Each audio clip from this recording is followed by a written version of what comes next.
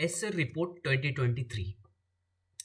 Basically, Annual Status of Education Report 2023 is released by a civil society organization, that is NGO, named Pratham.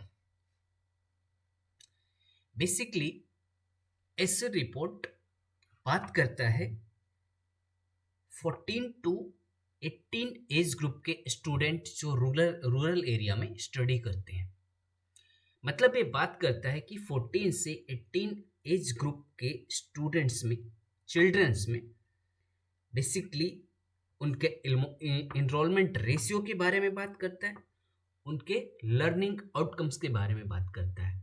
In general अगर basically बोले तो Acer house hold सर्वे के बारे में बात करता है कि ये होलिस्टिक हाउस होल्ड सर्वे लेता है और एक रिपोर्ट पब्लिश करता है। ये एनजीओ सर्वे लेने के बाद जो रिपोर्ट पब्लिश करता है उसको हम बोलते हैं एसर रिपोर्ट।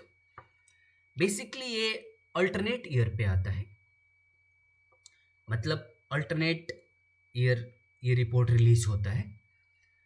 तो इस रिपोर्ट के बारे में थोड़ा सा हम डिटेल में जान लेते हैं कि क्या हमारे स्कूल्स एक बेटर एजुकेशन प्रोवाइड कर रहे हैं चिल्ड्रंस को या कुछ रेपरकशंस हैं।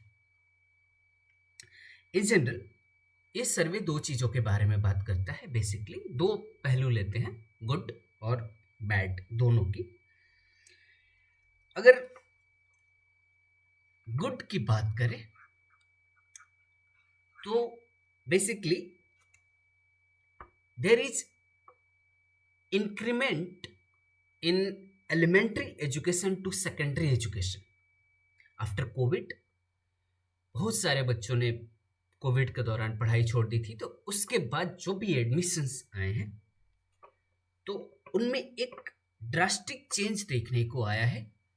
जैसे for suppose 8th class to 10th class में, मतलब कि enrolment ratio, that is the good enrolment ratio. लेकिन the core view of this ESSER report is basically basic reading, that is maths, English ability, application of basic skills to every calculation, reading and understanding written instruction, and the last one is financial calculation that needs to be done in real life. One by one बात करते हैं।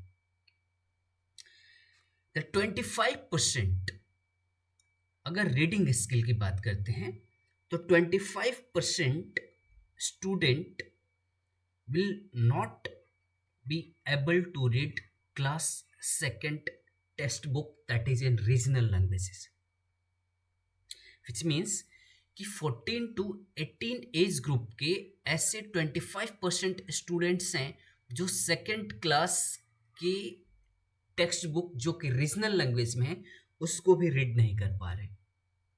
That is the first issue. Second thing, that is arithmetic skill. Arithmetic skill, that is the report से the more than half can not do simple arithmetic calculation, which means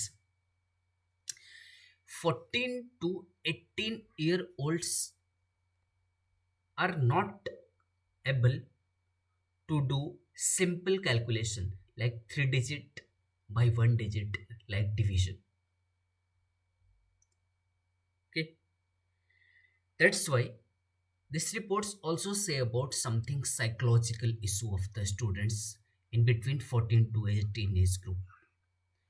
Basically students having dilemma, the preference of dilemma, that is कि students अपने घर के काम को priority दे या students अपने school को प्रायोरिटी दे,